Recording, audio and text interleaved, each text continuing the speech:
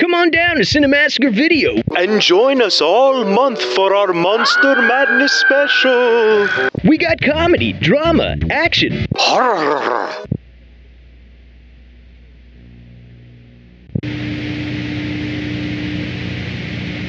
Movies for mom and dad. Dad, mom of Steven. Dad, mom of Steven.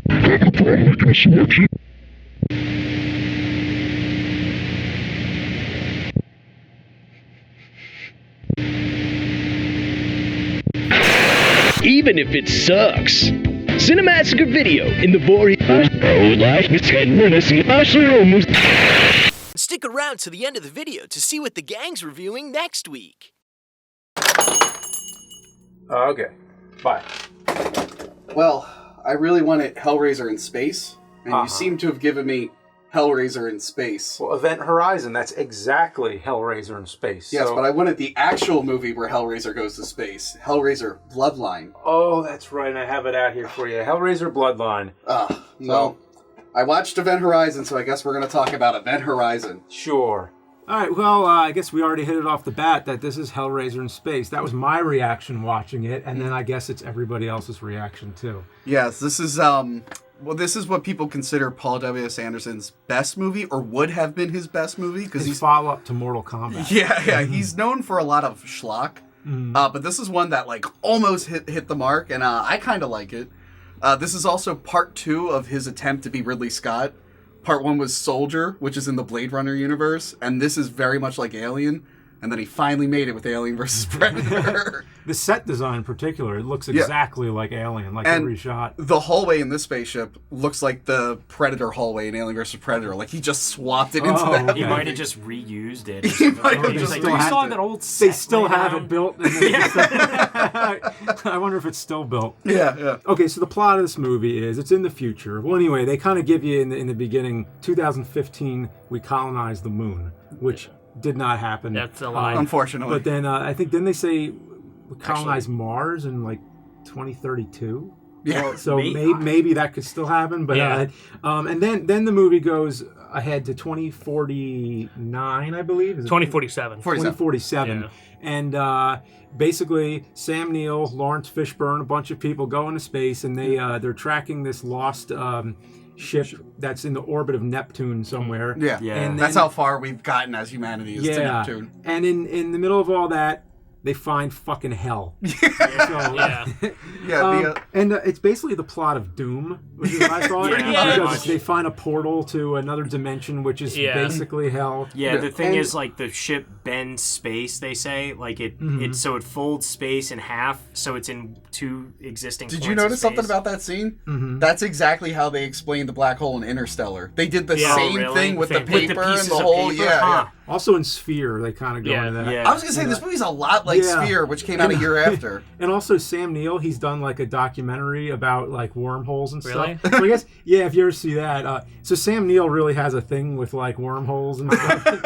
And also I thought that scene was sort of like, it seemed a little too basic. It's like, okay, I feel like I've heard this before. Like, I feel like all these astronauts and scientists that are on this ship would understand the basics of physics. Yeah, they're without doing the whole, him getting like a magazine and be like, look, here's how it works. You fold it. He does it with like the guy's porno on his wall. They're like, which is a ripoff of Alien because they had porno on their wall in Alien. But I like how they're like, come on, doctor, we're not scientists. Like, no, that's exactly what you all are. Like, this is like reserved for like a monster movie where like they're just hillbillies and there's a scientist. Are they like military? Only the like the captain and the one search and rescue guy. Yeah. But everyone else is like this pilot, the scientist, the medic, the EMS. Like, they know enough about, like, if you're going out to the farthest people have been, you probably know a little bit about physics and just being an astronaut. I don't know. So they are scientists, but it's like, why does that one guy have just like porn all over his wall if he's a scientist? I mean, maybe scientists do that. He's the pilot. The pilot's allowed to have the porn. I mean, it's just so bizarre poking a hole in something that's porn, because like of all the places the hole could be, it's like well, first off, it's not porn. It's a calendar girl, and it says 2047, but she looks like she's from the like early 90s. Look, I'll tell you guys later in review. There were a lot of scenes with things being poked into other things that got cut out of this movie. So the magazine is the least of our worries. Oh yeah.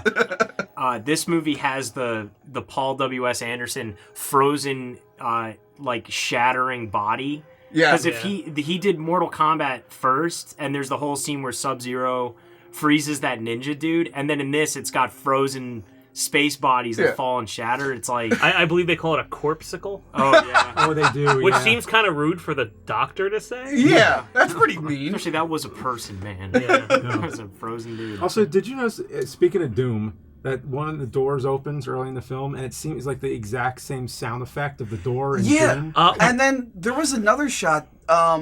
There was like a laser or something, and it sounded like the Predator's cannon. I noticed that. I want to talk about maybe the sound effects later, but I found things in this movie that happen in other things, especially the punching, the kicking, the splat. It's definitely like stuff that I think we have on file for like Cinemassacre stuff. It's definitely like open source crap. Yeah.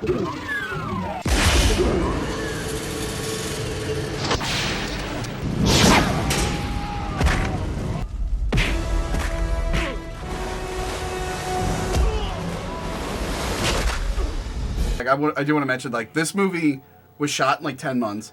Usually you get 10 weeks to edit a film. This movie had to be rushed out, so they only had 4 weeks to edit. So I imagine they're just grabbing whatever sound effects they can get and like putting it in as fast as possible. The CGI does not hold up in the very beginning with the floating objects. I mean, it did back in the day when you're watching on VHS tape. I don't know. Star Trek 6 had floating objects that looked way better than this. Yeah, a lot of the reason why effects do get worse is actually the video quality. Sometimes like, you start to see it in clarity. Yeah, like when I watched this on HBO in like 1999, it looked great. Well, now I'm watching it on HD, I'm like, ugh. Yeah. I mean, is there? I don't know if there's a 4K print of this film, but you said they lost a lot of the film. Yeah. So the story is, I always say that I really like this movie, but to me, it's unfinished. Right. It's just an unfinished film. This is before DVDs started really pushing extra features, so people weren't really holding on to the deleted scenes too much. And, you know, they put it in a salt mine in Transylvania, and then when it got a little bit of a cult following, they're like, oh, let's try to hunt down all these deleted scenes, and they weren't stored properly, and they're just gone forever. That sounds like a horror film in itself. They're hiding, like, the worst scenes of this demonic movie in fucking Transylvania. That sounds pretty cool. It is. Maybe they're real. Maybe it was, like, real footage. Making up a really film like was this. hell. But yeah, it's the deleted scene. Like, I want to talk more about the movie, but at the end, I'll tell you some of the deleted stuff. It is dark. Do you want to? Like, I mean, if you want to talk about that one, because a lot of that stuff is in that really quick montage for the end. And I'll just tell you a quick story about like trying to watch this movie because I'm basically, you know, I'm watching this to be prepared for this review, of course, and then I'm watching one of my kids. I'm watching the youngest one who, you know, doesn't care, is just going to play with her toys or try to chase the cats around or whatever. But basically, I'm watching her while my wife is taking the older kid out to an extracurricular activity. So basically, I'm on like child duty right now. I'm like, you know what, this is a good time. I'm going to watch this movie. It's rated R, but you know, the baby's not going to care. Yeah. So that's all fine and good. On the because I'm watching it on like demand, and it says an hour and a half. It's an hour 30 minutes, and that's what it shows me. I'm like, okay, so this will be done as soon as they come back. Well, it did this weird sort of glitch thing almost, where it got to an hour 30 minutes, but then the counter kept going. I'm like, wait, the movie's still going on, and this is just about when that montage, that creepy montage, about that, and then they walk right in. My older daughter, everybody comes walking right in. And I didn't expect them, and you know, like usually the first reaction is like I pause the movie to like stop it. First thing I pause it on is like this dude getting ripped apart by like chains. Like worse if the montage just played. So instead of seeing it like in quick flashes, I have this like pause screen. I'm like trying to like divert her attention. Then the first thing I do, I unpause and pause again to get like a better screen. The next thing that's on there is even worse. It's basically like this naked woman impaled on a spike. And then the first thing I say, my wife kind of like turns my daughter away. She's like, I think Daddy needs to finish watching this right now. So I'm like, whoa, like okay, like by then it was just like go to the TV and shut it off. Get it off the fucking screen. Oh my God. Fuck that part. I did not see that coming at all. Like, I knew it was a gory movie, but that scene was just like every horrific image. They happen so fast too. Like I remember the first time I was watching it on DVD, and I had a DVD player that you could do like frame by frame on. And when I was like watching it, I was like, man, this is actually, when it happened so quick, and the first time I watched it was on Sci-Fi Channel, so they cut a lot of what was going on.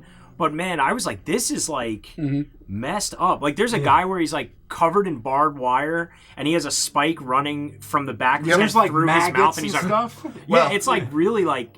It looks like they put like real maggots on them. Yeah, they probably did. I know they got like they actually get like sterile maggots for movies. Like they're farmed maggots that come in a pack, like a sterile pack that they put on stuff like protein. Yeah, pretty much. So they basically say if it get, and they say like to the actors like if it gets in your mouth, just eat it because.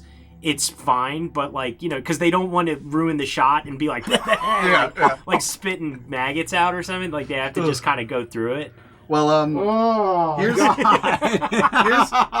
how it could have been worse. Wow. So what you saw during that was called the blood orgy scene, which we only saw in flashes. This movie originally got an NC-17 rating, and it was really long, and now it was cut and it was too short. Yeah, they cut like 40 minutes out of it. They cut a lot of character development. Because the whole thing is like the ship plays on your fear. Yeah. But we only ever see the fear of like 3 people. We never know who the other people's fears is. Like the doctor, he's afraid of being cut open, but they cut that out. Yeah, well, I think he's afraid of being operated while being alive, because I think he had like a field operation. Yeah, because when he dies, you see the scar. It's like, oh, that would have been nice to establish, so this could be scarier, but they never establish it. But the blood orgy, here's some of the stuff. A female crew member sodomizing a male crew member with an iron pipe. A girl gets her, like, breast ripped off. Okay. And all this was done with real-life amputees to make it more, like, gruesome, and the test audience were, like, horrified. They were very, like, the studio was like, you need to cut this shit out right now. Yeah, and apparently they filmed all this knowing most of it was going to get cut. So they were just having fun with special effects. You imagine, it's been seen, so it just doesn't exist now. Well, because they sent all that crap to the salt mine. And like, who do they get like to do these like focus groups? Like, are they just normal people? Yeah. Like, wow, I'm gonna get to see this movie before it comes out, and then they're like traumatized because like, you know, movie special effects back at that time, it wasn't like. We were in that age where movie special effects were like not quite where they are yet, but they're getting, you know, compared to being just all practical and pretty goofy looking. Yeah. Now they're getting like pretty crazy looking. So people are probably watching this movie being like, "Oh my god, like who brought me here and why am I watching this like this snuff film?" Like imagine like, hey, you're gonna see this new movie. It's called Event Horizon, and back then you're like, what's an event horizon? I don't know anything about black holes or quantum physics or whatever. It's like the boundary of where you can escape a black hole. Yeah. And it's like, oh, this is probably a lovely sci-fi romp with the Jurassic Park guy. Let's go. Yeah. Larry Fishburne, he's great. Like, okay, the idea of like science, and then you have the idea of hell, which is not like a scientific thing. It's like a more metaphysical kind of like supernatural like thing that you can't really like describe. And then so when it starts off and you're thinking it's going to be like this space movie. I mean, I only knew because I kind of knew sort of what was going to happen, but once all the hell stuff starts happening and then like Sam Neill's got like scars all over his face. I mean, you know, to be fair, you look at all the production design of it and you're like, oh, here's the giant crucifix S&M ship, like, you know, shit's about to go Which down. looks like a cathedral upside down. I love the way the ship looks, actually. I think it's like, because, you know, when you think spaceship, it's very like, you know, Star Destroyer, like it's always triangular, but this ship was like something that looks like they had to put scientific thought into how something would like this would function and stuff. I loved 90s spaceships because they were still miniatures. And they looked great. Like that was when you could composite a ship really well. And like there's great miniatures in this, but then there's like the opening tracking shot was 1/3 of the film's budget of the big space station.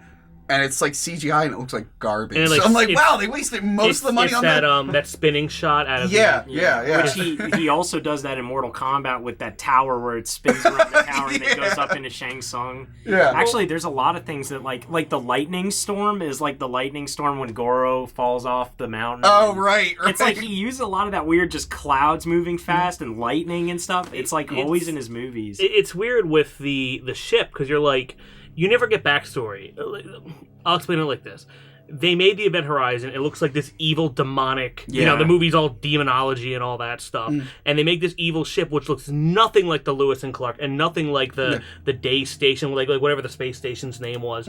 It's like, hey, I have a question. Why did you make this ship look evil as hell? It'd be awesome if it looked different than pictures that are in like the history books. Like they thought the Event Horizon blew up like a Titanic in space. But it was actually this. It'd be cool if like people on Earth were getting possessed, much like Doom, to like build this thing. Like they made it on. Like there's more possession. If it was like an inside, if Sam Neill was like a Satanist who designed it on purpose. Designed the ship, like, that's better. Might have been something. Like he was trying to find like the whatever the afterlife worlds are or something, and he ends up finding hell instead of heaven or something. He's great in this though, Sam Neill. Get the files. Vacate. I want off this ship. You can't leave. She won't let you. You just get your gear and get back on the Lewis and Clark, Doctor, or you'll find yourself walking home. I am home. Not so much the end. The ending is two endings stitched together.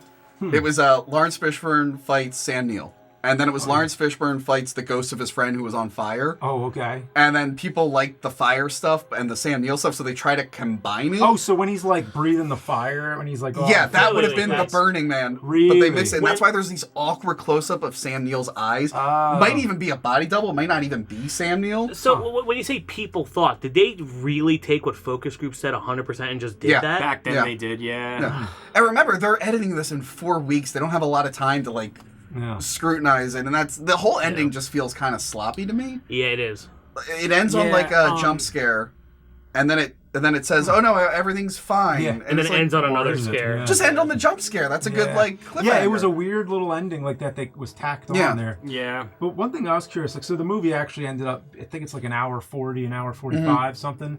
How much longer would it have been if like 2 hours? I think it was like two and a half hours, maybe, or something around there. Like I said, it was too long. Yeah. And then the producers made it too short. So there's they never got that right medium. Yeah. Because I kind of felt like when I saw it, I'm like, I mean, one thing I was trying to hurry up to get it done because I had the kids in the house. And I was trying to, but it was very much like I felt like it shouldn't have gone any longer than it was, but it did feel like kind of.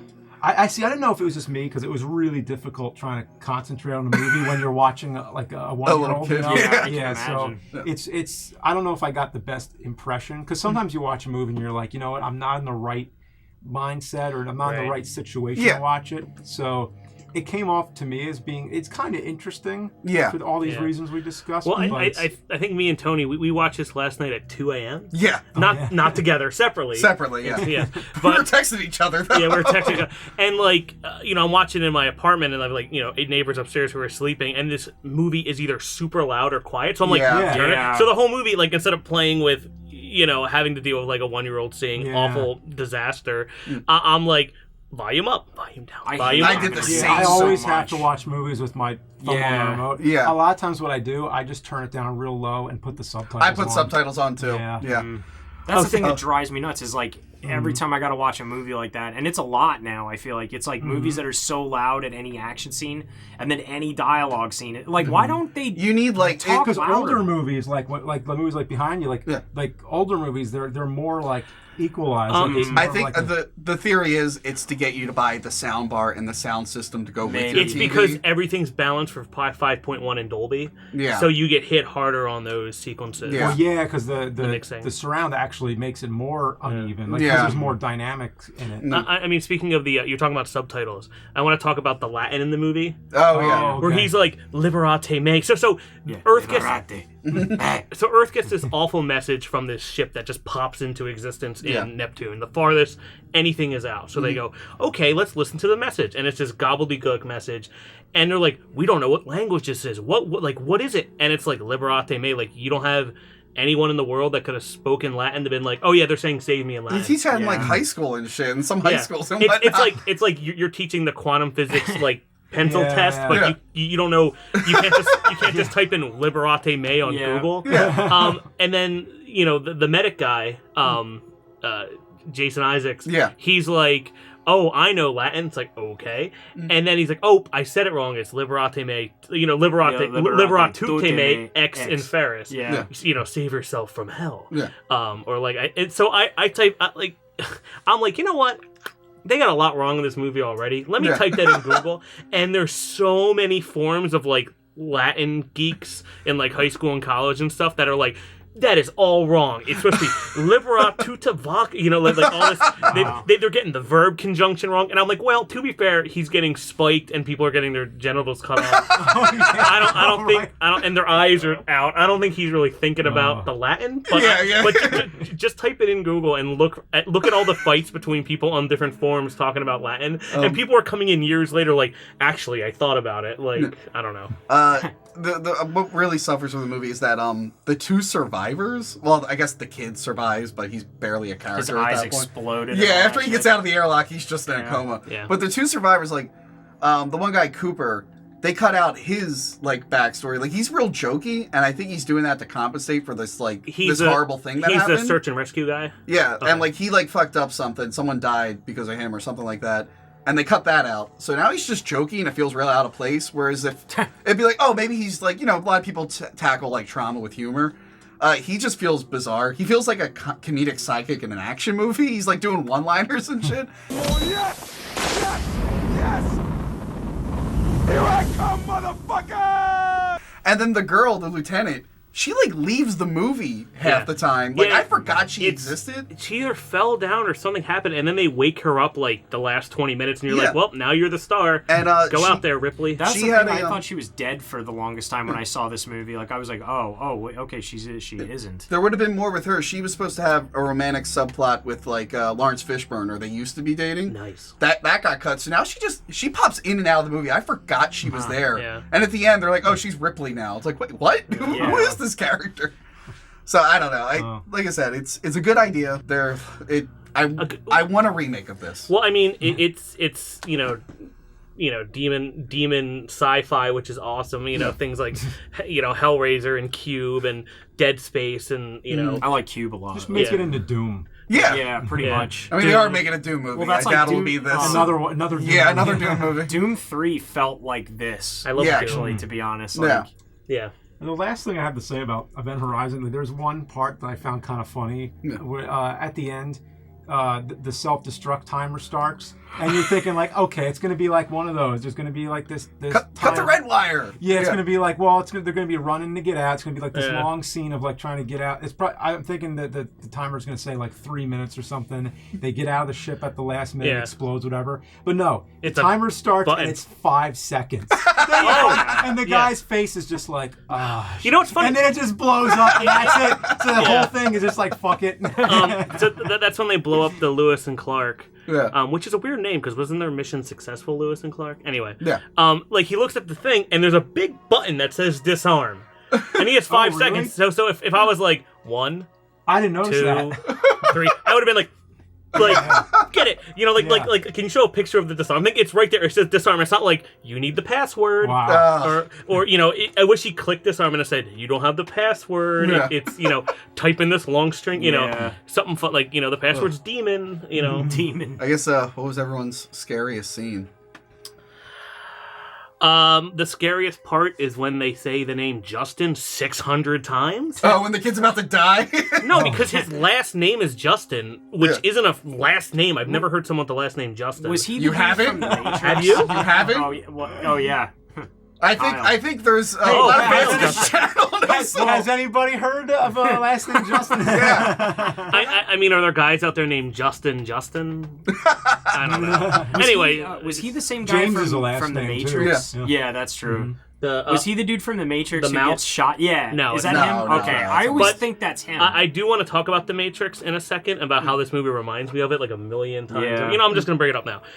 You have like the portal with like the goo kind of stuff. Mm-hmm. You have the whole bridge looks like the Nebuchadnezzar. Yeah. Even with him in the middle, like in the hanging That seat. horrible rocking chair where he looks uncomfortable. Like Lawrence Fishburne is like holding on. He looks like he's about to fall in any It's second. like hanging from the ceiling. Yeah, you can tell he's kind of like, oh god.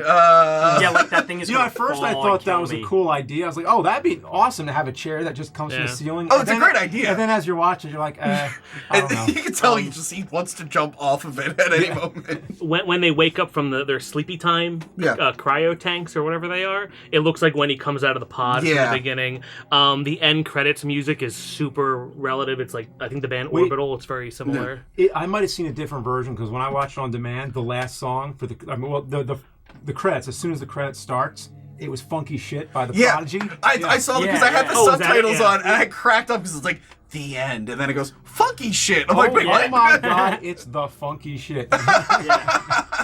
So, that's pretty good. But so let's go back to your scariest scene, and then we'll wrap it up. This scene, it's not so much scary these days, but when I watched this as a kid, because it was on HBO all the time, when he's in that cool green corridor, when he's like when Sam Neill's trying to fix the stuff and the lights go off and his wife is there. Yeah, he's in like the Jeffries. And I guess at that point I wasn't really burnt out on jump scares. That really creeped me out as a kid. That part with the lights going down was like the way they did that was actually really cool. Like the everything about it, like the color was neat, the way it was shot. I liked that part a lot. Yeah. It was very fun house. It did remind me a little Star Trek. Like sometimes when that happens, or when in Alien when they're searching for the alien in the tubes. Yeah. When Dallas is searching for him with the flamethrower. No.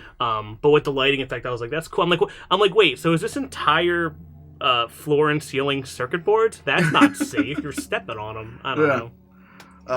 The montage for me, I already talked about. So your scariest part was the montage. Probably the montage because it was basically like every horrifying little bit just thrown in, like flashing before your eyes. I guess the only other last thing, I think this is the last movie where Paul W.S. Anderson went by Paul Anderson. Yeah. I think the Director Guild made him and Paul Thomas Anderson differentiate their names because people probably went to Boogie Nights and then they were like, oh, well, let's go see Event Horizon. That's the same director. And it's like, you gotta put WS in your name now. Like, I wasn't too big in knowing, like, directors and all that stuff in, like, the mid-90s. But as soon as the W.S. Anderson started, I was like, Wes Anderson? And then it got really confusing. Actually, that confused me at first, too. Then I figured it out. These days, I think Paul Thomas goes by PT and Paul W.S. So that they fixed that. I wonder what W.S. stands for. I have no idea. Willie Steve. Paul Willie Steve Anderson. Well, anyway, we got a bunch more movies to check out. So, yeah. See you later. I'm going to rip my eyes out. Yeah.